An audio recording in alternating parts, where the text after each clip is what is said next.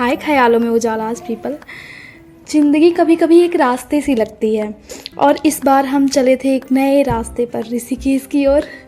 अगस्त की एक सुबह थी और हम चले थे सिर्फ एक ट्रिप पर नहीं, एक तलाश पर। तलाश अपने आप की, तलाश सुकून की। जाने से पहले मुझे ध्यान आया मेरे कंफर्ट का, तो मैंने लिया खुद के लिए एक शूज़ जो ट्रैकिंग में काफ़ी इम्पॉर्टेंट होता है। उसके लिए मैं पहुंची जूडियो, वहाँ जा कर के मैंने शूज़ लिया एंड देन आगे की जर्नी स्टार्ट होती है। सबसे पहले हम पहुँचे हरिद्वार, एक शहर जो सिर्फ धार्मिक ही नहीं रूहानी भी है। एक कोने में कुछ बाबा चिलम लेकर बैठा हुआ था, तो वहीं किसी कोने में संत शांत बैठा हुआ। यहाँ हर तरफ ज़िंदगी थी अपने अपने अंदाज में। यहाँ कुछ लोग मुझे ज़मीन से जुड़े हुए दिखे, जो ज़मीन पर लेटे हुए थे बिना अकल की चिंता किए।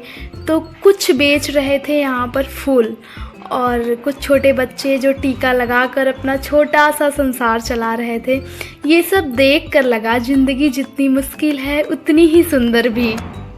फिर क्या था, हम भी चल पड़े गंगा मैया के चरणों में डुबकी लगाने। ठंडी लहरों से मानो ऐसा लग रहा था जैसे रूह को छू लिया हो।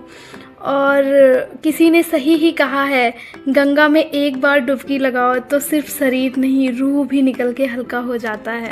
और एक सच ये भी है कि शुरुआत करने में हमेशा डर लगता है, जैसे कि अभी पानी बहुत ज़्यादा ठंडा था और उसके अंदर जाते ही फिर नहाने के बाद वो हमारी हैबिट हो गई।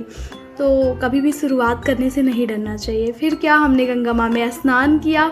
उसके बाद वहाँ से बाहर निकलते ही मैंने देखा एक तरफ चिलम का दुकान था और वहीं दूसरी तरफ एक छोटी सी बच्ची बेच रही थी गुड़िया का। बहुत ही सुंदर दुकान।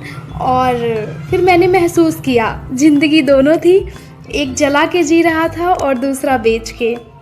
यही तो है हरिद्वार, जहाँ धर्म के साथ दुनिया की असली कहानी भी मिलती है। उसके बाद हम बैठ गए गंगा के किनारे, कुछ पल खामोश के खुद से बात करने के लिए। कुछ अल्फाज कागज़ पर उतर आए। फिर हम निकल पड़े एक लंबी ट्रैकिंग के लिए। हर कदम बहुत ही मुश्किल था, लेकिन हाँ, हम हर कदम में अपने थोड़ा और करीब पहुंच रहे थे। जंगल का सन्नाटा कभी कभी सबसे अच्छा दोस्त बन जाता है, क्योंकि वो सिर्फ आपको सुनता है बिना जज किए हुए। और उसके बाद जैसे ही हम वाटरफॉल पहुँचे, हम सिगरेट वाटरफॉल गए। वहाँ सबसे पहले मैंने बनाई मैगी, और एक छोटी सी कढ़ाई में 2 भूखे लोग मैगी बनाते वक्त जो हंसी आई ना, वो ट्रस्ट में दुनिया के किसी 5 स्टार होटल से महंगी थी। और जब बात आई खाने की, तो भाई और मैं मैगी छीन छीन कर खा रहे थे।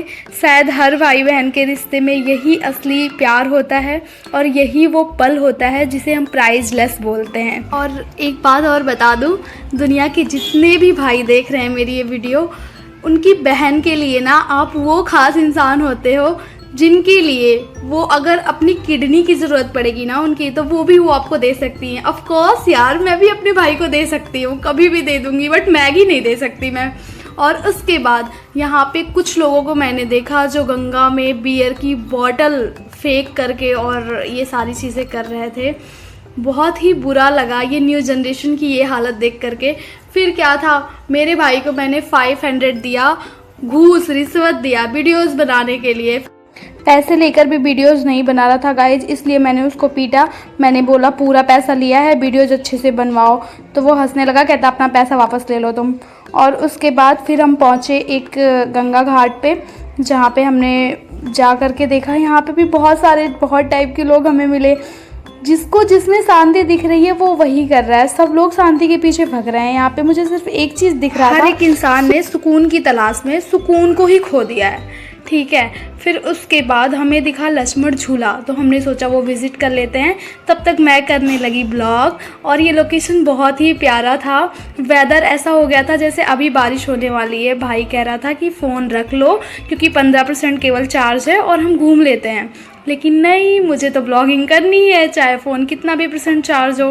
फिर लक्ष्मण झूला हमने देखा, ठीक था, अच्छा लगा। फिर उसके सामने बंदर थे, भाई ने बोला फ़ोन बंद कर ले, बट मैं कहाँ मानने वाली, भले ही मेरा फ़ोन बंदर लेके चला जाए, but I will never stop. अच्छा सुनो, तो फिर मिलेंगे नेक्स्ट ब्लॉग वीडियो में। तब तक के लिए सब्सक्राइब कर लेना चैनल को एंड बेल आइकॉन हिट कर लेना। Bye bye, take care.